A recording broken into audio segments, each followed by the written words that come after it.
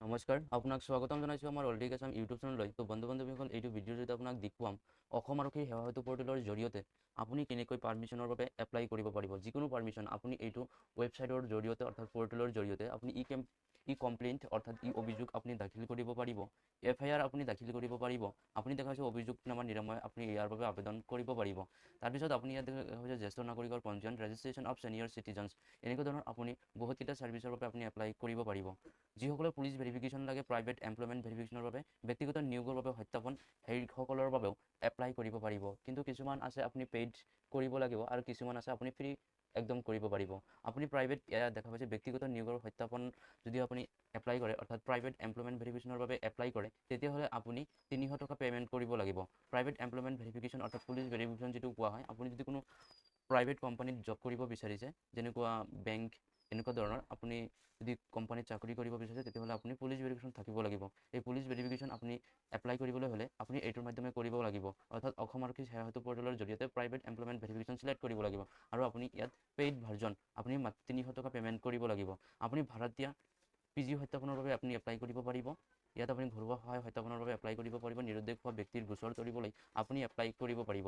তাৰপিছত আপুনি ইয়াত দেখা পাইছে বহুতকেইটা সাংস্কৃতিক অনুষ্ঠানৰ বাবে এপ্লাই কৰে, অৰ্থাৎ অনুষ্ঠান আয়োজন কৰে। এখন ফাংচন যেনেকুৱা আমি কওঁ, সেই ফাংচন যদি আয়োজন কৰিব বিচাৰিছে, তেতিয়াহ'লে পাৰ্মিশ্যন থকাটো জৰুৰী। পাৰ্মিশ্যন অবিহনে আপুনি এইখন বা যিকোনো ধৰণৰ কালচাৰেল প্ৰগ্ৰাম আপুনি পাতিব নোৱাৰিব। গতিকে আপুনি অনলাইনৰ জৰিয়তে আপুনি পাৰ্মিশ্যনৰ বাবে এপ্লাই কৰিব পাৰিব। ইয়াৰ ৰাজনৈতিক অনুষ্ঠানৰ অনুমতিৰ বাবে আপুনি এপ্লাই কৰিব পাৰিব। ক্ৰীড়া অনুষ্ঠান অৰ্থাৎ খেল ধেমালিৰ বাবে আপুনি এপ্লাই কৰিব পাৰিব। ধৰ্মীয় শিক্ষানুষ্ঠানৰ বাবে অনুমতি অৰ্থাৎ যিকোনো ধৰণৰ ধৰ্মীয় শিক্ষানুষ্ঠানৰ কিবা প্ৰগ্ৰাম থাকিলে আপুনি ইয়াৰ বাবে এপ্লাই কৰিব পাৰিব। ইয়াৰ আপুনি দেখা পাইছে। চ' আপুনি ধৰ্মীয়ৰ বাবে একদম ফ্ৰীত আপুনি এপ্লাই কৰিব পাৰিব। ইয়াত আপুনি দেখা পাইছে সামাজিক সজাগতা অনুষ্ঠানৰ বাবে অনুমতি, ইয়াত আপুনি দেখা পায় স্কুল কলেজৰ। তাৰপিছত দেখা পাইছে permission NOC for entertainment commercial event, যিসকলে টিকেট বিক্ৰী কৰি এখন থিয়েটাৰ আয়োজন কৰিব বিচাৰিছে, সেইসকলে আপুনি এইখনৰ জৰিয়তে এপ্লাই কৰিব লাগিব। আৰু ইয়াৰ এপ্লাই আপুনি মাত্ৰ 5,000 টকা বিনিময়ত আপুনি এপ্লাই কৰিব পাৰিব। পাৰ্মিশ্যন ফৰ ড্ৰোনৰ অনুমতিৰ বাবে এপ্লাই কৰিব পাৰিব। চ' এনেকুৱা ধৰণৰ আপুনি চাই ল'ব। মাত্ৰ লিংক ভিডিঅ' ডেছক্ৰিপশ্যন বক্সত দিয়া আছে, আপুনি সেইটোত ক্লিক কৰিলে এইখন ৱেবছাইটত আহিব পাৰিব। চ' এতিয়া আপোনাক দেখুৱাম এইখনৰ জৰিয়তে আপুনি এপ্লাই কৰিবলৈ হ'লে পোনপ্ৰথমে আপুনি এখন ID বনাই ল'ব লাগিব। ID বনোৱাৰ বাবে আপুনি প্ৰথমে মই ID টো লগ আউট কৰি লৈছোঁ।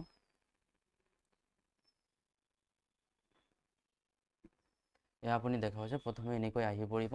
প্ৰথম আপোনাৰ কাম হ'ব ৰেজিষ্টাৰত ক্লিক কৰিব। ৰেজিষ্টাৰত ক্লিক কৰাৰ পিছত আপোনাৰ সন্মুখত এনেকৈ আহি পৰিব। প্ৰথম আপোনাৰ ইউৰ নেম, আপোনাৰ নামটো দিব লাগিব। তাৰপিছত মোবাইল নম্বৰটো দিব। তাৰপিছত ক্ৰিয়েট পাছৱৰ্ড, আপুনি পাছৱৰ্ড ইয়াত দি দিব আৰু ইয়াত আপুনি চেম পাছৱৰ্ড আপুনি ইয়াত দি দিব। তাৰপিছত আপুনি আৰ ইউ পুলিচ পাৰ্চনেল, আপুনি এজন আৰক্ষী কৰ্মী নেকি? যদি আপুনি এজন আৰক্ষী কৰ্মী তেতিয়াহ'লে ইয়েছত ক্লিক কৰিব আৰু নহ'লে আপুনি নট ক্লিক কৰিব। তাৰপিছত আই এম নট এ ৰবটত ক্লিক কৰি গেট ক্লিক কৰাৰ পিছত আপোনাৰ মোবাইল নম্বৰত এটা OTP যাব। আপুনি OTP বহুৱাই ভেলিডেট বৈধ কৰক, ইয়াত ক্লিক কৰি দিব। আপুনি ভেলিডেটত ক্লিক কৰাৰ পিছত আপোনাৰ ID টো ক্ৰিয়েট হৈ যাব। কিন্তু তাৰ আগতে আপুনি আৰু আপোনাৰ ID টো মজবুত কৰি ৰাখিবলৈ আপুনি যিকোনো এটা প্ৰগ্ৰামৰ বাবে এপ্লাই কৰিব। এপ্লাই কৰাৰ বাবে ইয়াত আপুনি দেখিছে সাংস্কৃতিক অনুষ্ঠানৰ বাবে অনুমতি, আপুনি ইয়াত ক্লিক কৰাৰ লগে লগে আপোনাৰ সন্মুখত ৰেজিষ্ট্ৰেশ্যন ফৰ্মখন অ'পেন হৈ যাব। এয়া আপুনি প্ৰথমে দেখা পাইছে। প্ৰথমে আপুনি এল্টাৰনেট কণ্টেক্ট নম্বৰ, আপুনি আগতে দিয়া কণ্টেক্ট নম্বৰ আৰু এতিয়া বেলেগ এটা কণ্টেক্ট নম্বৰ আপুনি দিব পাৰিব। তাৰপিছত আপোনাৰ নামটো বহুৱাই দিব। ইয়াত দেউতাকৰ নামটো বহুৱাই দিব। ইয়াত মাকৰ নামটো বহুৱাই দিব। তাৰপিছত আপুনি ইয়াত ইমেইল ID বহুৱাই দিব। তাৰপিছত আপুনি ইয়াত দেখিছে মাদাৰ্ছ নেম আপুনি দি দিব। ইয়াত মেল ফিমেল আপুনি চিলেক্ট কৰি ল'ব। ইয়াৰ পৰা আপুনি ষ্টেটটো চিলেক্ট কৰি ল'ব। তাৰপিছত আপুনি ইয়াৰ পৰা ডিষ্ট্ৰিক্টটো চিলেক্ট কৰি ল'ব। ডিষ্ট্ৰিক্ট চিলেক্ট কৰাৰ পিছত আপুনি পুলিচ ষ্টেচন ইয়াৰ পৰা চিলেক্ট কৰি ল'ব। আপুনি টাউন চিটিটো আপুনি ইয়াৰ পৰা চিলেক্ট কৰি ল'ব। ইয়াৰ পৰা আপুনি ঘৰ নম্বৰটো দি দিব, ষ্ট্ৰীট ভিলেজ আপুনি ইয়াত দি দিব, পিনক'ড আপুনি বহুৱাই দিব। তাৰপিছত যদি এই এড্ৰেছ আৰু পাৰ্মানেণ্ট প্ৰেজেণ্ট এড্ৰেছ একেই থাকে, তেতিয়াহ'লে আপুনি ইয়াত ক্লিক কৰি দিব। ক্লিক কৰাৰ লগে লগে আপোনাৰ সন্মুখত এনেকৈ আহি পৰিব। সম্পূৰ্ণ ডিটেইলছ ইয়াত ফিল হৈ যাব। তাৰপিছত আপুনি এখন ফটো ইয়াত আপলোড কৰিব লাগিব। ফটো আপলোড কৰাৰ পিছত আপুনি ইয়াত ID প্ৰুফ হিচাপে voter card, driving licence, passport আৰু আধাৰ, গভ ID আপুনি ইয়াত দিব লাগিব। তেতিয়াহে আপোনাৰ ID টো ভেৰিফিকেশ্যন হৈ যাব। চ' আপুনি ইয়াত ফটো আৰু আপোনাৰ আধাৰ কাৰ্ড বা ভোটাৰ কাৰ্ডটো আপুনি ইয়াত দি দিব। তাৰপিছত আপুনি ইয়াত ক্লিক কৰি দিব। ক্লিক কৰাৰ পিছত ছাবমিট এণ্ড ৰেজিষ্টাৰত ক্লিক কৰি দিব। ছাবমিট এণ্ড ৰেজিষ্টাৰত ক্লিক কৰাৰ পিছত আপোনাৰ সন্মুখত আকৌ এনেকুৱা পেজ আহি পৰিব। অহাৰ পিছত আপুনি ইয়াত দেখা পাব সম্পূৰ্ণ ইয়াত আহি পৰিছে, পেইড ভাৰ্জন আহি পৰিছে, ফ্ৰী ছাৰ্ভিচৰ বাবে আপুনি ইয়াত দেখা পাব। চ' মই আপোনাক যিকোনো এটা দেখুৱাই আছোঁ পাৰ্মিশ্যনৰ বাবে। আপোনাক প্ৰথমে দেখুৱাইছোঁ পাৰ্মিশ্যনৰ বাবে। চ' ইয়াত আপুনি দেখিছে permission NOC for cultural events. So' আপুনি যিকোনো ধৰণৰ এইটো যদি কালচাৰেল ইভেণ্টছৰ বাবে যদি আপুনি অনুমতি বিচাৰে তেতিয়াহ'লে আপুনি এইটো দিব পাৰে। বা আপুনি ইয়াত দেখা পাইছে permission for NOC for entertainment commercial event. So' এইটোৰ বাবে আপুনি 5,000 টকা পে'মেণ্ট কৰিব লাগিব আৰু এইটো আপুনি 300 টকা পে'মেণ্ট কৰিব লাগিব। So' permission for NOC cultural events আপোনাক দেখুৱাই আছোঁ। চ' আপুনি ইয়াত ক্লিক কৰি দিব। ইয়াত ক্লিক কৰাৰ পিছত প্ৰথমে আপুনি দেখা পাইছে অৰ্গেনাইজেশ্যন নেম, আপোনাৰ সংগঠনৰ যিকোনো NGOৰ নাম থাকিলে আপুনি NGOৰ নামটো দি দিব। তাৰপিছত আপুনি দেখিছে authorised person of the organisation. So' ইয়াৰ সভাপতি বা সম্পাদকৰ নামটো আপুনি দি দিব। মই ছাজেষ্ট কৰিম সভাপতিৰ নাম বা সম্পাদকৰ নামটো ইয়াত দি দিব, বা বেলেগ নামো আপুনি দিব পাৰে যিসকলে আৰক্ষীৰ লগত কথা পাতিব পাৰে। চ' চিলেক্ট দ্য কালচাৰেল ইভেণ্ট, সাংস্কৃতিক অনুষ্ঠান কি ধৰণে নিৰ্বাচন কৰক। চ' ইয়াত আপুনি দেখা পাইছে কালচাৰেল প্ৰচেছন, কালচাৰেল প্ৰগ্ৰাম, আৰু ইয়াত দেখা পাইছে মিটিং কনফাৰেঞ্চ। চ' সাংস্কৃতিক অনুষ্ঠানৰ বাবে কালচাৰেল প্ৰগ্ৰাম দিব, মিটিং কনফাৰেঞ্চ থাকিলে আপুনি এইটো দিব পাৰে। চ' কালচাৰেল প্ৰগ্ৰামটো দি দিছোঁ। তাৰপিছত আপুনি ষ্টাৰ্ট ডেটটো আপুনি দি দিব। চ' কিমান দিনৰ পৰা কিমান দিনলৈকে কালচাৰেল প্ৰগ্ৰামটো চলিব। চ' ইয়াত মই এটা দি আছোঁ এক্সাম্পল হিচাপে 22 তাৰিখত 11 নৱেম্বৰ 22 তাৰিখত ইয়াৰ আৰম্ভ হ'ব আৰু এণ্ড ডেট হ'ব আৰু এণ্ড ডেট হ'ব 23 তাৰিখ। চ' দুদিনীয়া কাৰ্যসূচীৰে এইখন প্ৰগ্ৰাম আৰম্ভ কৰিব বিচাৰিছোঁ। চ' সেইবাবে মই ইয়াত দি দিছোঁ 22 তাৰিখৰ পৰা 23 তাৰিখ, দুদিন প্ৰগ্ৰাম চলিব। চ' দুদিনৰ প্ৰগ্ৰাম ইয়াত আপুনি দেখা হৈছে ষ্টাৰ্ট, আপুনি কিমান সময়ৰ পৰা আৰম্ভ কৰিব আপোনাৰ প্ৰগ্ৰামটো। মই 7 বজাৰ ইয়াত দি দিছোঁ আপোনাক দেখুৱাৰ কাৰণে, ঠিক আছে। তাৰপিছত ইয়াত 8 AM দি আছোঁ। তাৰপিছত এণ্ড ডেট আপুনি মেক্সিমাম 12 AM দিব পাৰিব, আৰু আপুনি যদি বেছি দিয়ে তেতিয়াহ'লে আপোনাৰ দিনটো আপুনি বাঢ়ি যাব। চ' আপুনি গতিকে মেক্সিমাম আপুনি 12 AM আপুনি দিব পাৰিব। তাৰপিছত আপুনি দেখিছে প্লেচ অফ ইভেণ্ট। চ' আপুনি এইখন কালচাৰেল অনুষ্ঠানটো আপুনি ক'ত পাতিব বিচাৰে। যেনেকুৱা বৰপেটা এখন ঠাই, য' এটা NGO আছে, সেই NGOৰ মাধ্যমেৰে ক'ত আপুনি প্ৰগ্ৰামটো পাতিব বিচাৰিছে। চ' সেইখনৰ ঠাইটো আপুনি ইয়াত দি দিব। তাৰপিছত আপুনি ডিষ্ট্ৰিক্টটো চিলেক্ট কৰিব, আপুনি পুলিচ ষ্টেচনটো চিলেক্ট কৰিব।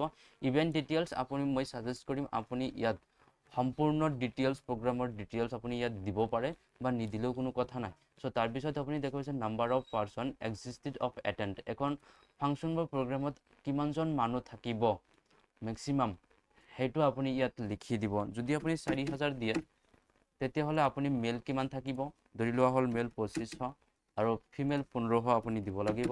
চ' দুয়োটা আপুনি ভাগ কৰি দিব লাগিব। তাৰপিছত আপুনি ইয়াত দেখিছে মোড অফ ইনভাইটেশ্যনছ। চ' ইয়াত আপুনি দেখিছে অপেন ইনভাইটেশ্যন আপুনি দিব পাৰিব, পেজেছ আপুনি দিব পাৰিব, কিন্তু টিকেট চল্ড দিলে আপুনি পে'মেণ্ট কৰিব লাগিব 5,000 টকা, কিন্তু এইটোৰ মাধ্যমে আপুনি কৰিব নোৱাৰিব। গতিকে আপুনি টিকেট চল্ডটো আপুনি নিদিব। তাৰপিছত নেচাৰ অফ এটেণ্ডেঞ্চ। চ' আপুনি ইয়াত দেখা পাইছে কোনসকলে এইখন অনুষ্ঠানত উপস্থিত থাকিব বা এটেণ্ড থাকিব। চ' জেনেৰেল পাব্লিক থাকিব, ষ্টুডেণ্ট থাকিব, এমপ্লয়িজ থাকিব। যদি পলিটিকেল ৱৰ্কাৰ্ছ ইয়াত থাকে তেতিয়াহ'লে আপুনি য়েছ দিব। যেনেকুৱা এখন কালচাৰেল প্ৰগ্ৰামত মাতি অনা হয় ইনভাইট কৰি, এখন পলিটিকেল পাৰ্টিৰ মানুহক ইনভাইট কৰা হয়। গতিকে যদি থাকে তেতিয়াহ'লে য়েছত ইয়াত আপুনি টিক কৰি দিব, নাথাকিলে নহয়, ইয়াত আপুনি ক্লিক কৰিব নালাগে। তাৰপিছত আপুনি ইয়াত দেখা পাইছে basic facilities arranged at venue, আপোনালোকে কি ইয়াত এৰেঞ্জ কৰিব পাৰিব। চ' ড্ৰিংকিং ৱাটাৰ এখন থাকিব, টয়লেট এখন থাকিব, পাৰ্কিং ফেচিলিটি এখন থাকিব। যদি এম্বুলেঞ্চৰ কাৰণে আপোনালোকে এপ্লাই কৰিছে তেতিয়াহ'লে ঠিক আছে ইয়াত, আৰু যদি নাই তেতিয়াহ'লে নহয়। আৰু ইয়াত আপুনি পাব্লিক এনাউন্সমেণ্ট ছিষ্টেমটো থাকিব, য়েছ। তাৰপিছত আপুনি প্ৰাইমাৰী হেল্থ কেয়াৰ মেজাৰ্ছ এইখন নালাগে। তাৰপিছত ছিকিউৰিটি মেজাৰ্ছৰ বাবে আপুনি ইয়াত দেখা পাইছে emergency exit arrangements, fire safety measures. So' এইকেইটা যদি আপুনি বিচাৰে তেতিয়াহ'লে আপুনি টিক কৰি দিব, আৰু নহ'লে আপুনি দিব নালাগে। ফায়াৰ ছেফটি মেজাৰ্ছৰ যদি আপুনি ইয়াত টিক কৰি দিয়ে তেতিয়াহ'লে আপুনি বেলেগকৈ ফায়াৰ ছাৰ্ভিচ অফিচত আপুনি যাব লাগিব। চ' এইখন নালাগে। তাৰপিছত আপোনালোকে দেখিছে details of power supply. So' power of backup generator যদি থাকে য়েছত ক্লিক কৰিব, ইয়াত আপুনি টিক কৰি দিব। ইয়াত যদি থাকে তেতিয়াহ'লে ক্লিক কৰিব, নহ'লে নাই।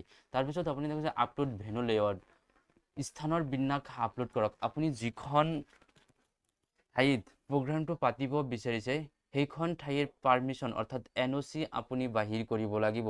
সেইটো বাহিৰ কৰাৰ বাবে আপুনি এখন NGOৰ পেড এখন তৈয়াৰ কৰিব লাগিব। সেই পেডৰ ওপৰত আপুনি এখন এপ্লিকেশ্যন লিখিব লাগিব। এপ্লিকেশ্যন লিখি আপোনাৰ যিখন ঠাইত প্ৰগ্ৰামটো পাতিব বিচাৰিছে সেই ঠাইৰ মালিকৰ সহি সিগনেচাৰ দি ইয়াত আপলোড কৰিব লাগিব। তো ফৰ্মেটটো কেনেকুৱা হয় যদি লাগে স্ক্ৰীনত দিয়া নম্বৰত আপুনি যোগাযোগ কৰিব পাৰিব। মই আপোনাক সম্পূৰ্ণ প্ৰকাৰে সহায় সহযোগিতা কৰিবলৈ চেষ্টা কৰিম। তাৰপিছত আপুনি দেখিছে আপলোড এপ্লিকেশ্যন লেটাৰ, আৰক্ষীলৈ এখন আপুনি এপ্লিকেশ্যন দিব লাগিব। যিখন এপ্লিকেশ্যনত লিখা থাকিব আমি এখন কালচাৰেল প্ৰগ্ৰাম পাতিব বিচাৰিছোঁ, সেয়া মানে কালচাৰেল প্ৰগ্ৰাম অনুমতি পোৱাৰ বাবে আবেদন এনেকৈ লিখিব লাগিব। যদি এই দুয়োটা এপ্লিকেশ্যনৰ ফৰ্মেট আপোনাক লাগে তেতিয়াহ'লে স্ক্ৰীনত দিয়া নম্বৰত আপুনি হোৱাটছআপ কৰিব।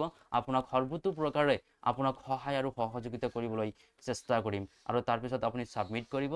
ছাবমিট কৰাৰ পিছত আপোনাক 300 টকা পে'মেণ্ট কৰিবলৈ আহিব। আপুনি 300 টকা পে'মেণ্ট কৰাৰ পিছত আপোনাৰ এইটো সম্পূৰ্ণ হৈ যাব।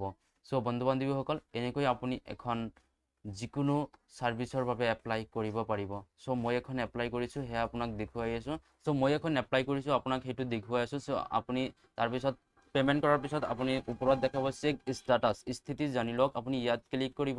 ইয়াত ক্লিক কৰাৰ পিছত আপুনি ইয়াত দেখুৱাইছে মই দুটা বাবে এপ্লাই কৰিছিলোঁ, এটা অলৰেডি ছাবমিট হৈ গৈছে আৰু এটা আণ্ডাৰ প্ৰচেছত আছে। এইটো আপোনাৰ কিছুদিন সময় লাগিব, তাৰপিছত অট'মেটিক ছাবমিট হৈ যাব। চ' আপুনি এইটো হৈ যাব। তাৰপিছত ইয়াত আপুনি দেখা পাইছে আপুনি আপোনাৰ এপ্লিকেশ্যন নম্বৰ ইয়াত আপুনি দেখিছে এইখন নম্বৰ লৈ আপুনি আৰক্ষী থানাত যাব লাগিব। চ' আপুনি ইয়াত একশ্যনত ক্লিক কৰি আপুনি সম্পূৰ্ণ চাব পাৰিব। চ' বন্ধু বান্ধৱীসকল এনেকৈ আপুনি অসম আৰক্ষী সেৱা সেতু পৰ্টেলৰ জৰিয়তে আপুনি অনুষ্ঠান প্ৰগ্ৰামৰ বাবে আপুনি এপ্লাই কৰিব পাৰিব। ইয়াত আপুনি ফ্ৰী ছাৰ্ভিচো লাভ কৰিব, পেইড ছাৰ্ভিচো লাভ কৰিব। চ' বন্ধু বান্ধৱীসকল ভিডিঅ'টো যদি ভাল লাগে লাইক কৰিব, শ্বেয়াৰ কৰিব এণ্ড ছাবস্ক্ৰাইব কৰিবলৈ নাপাহৰিব। ধন্যবাদ।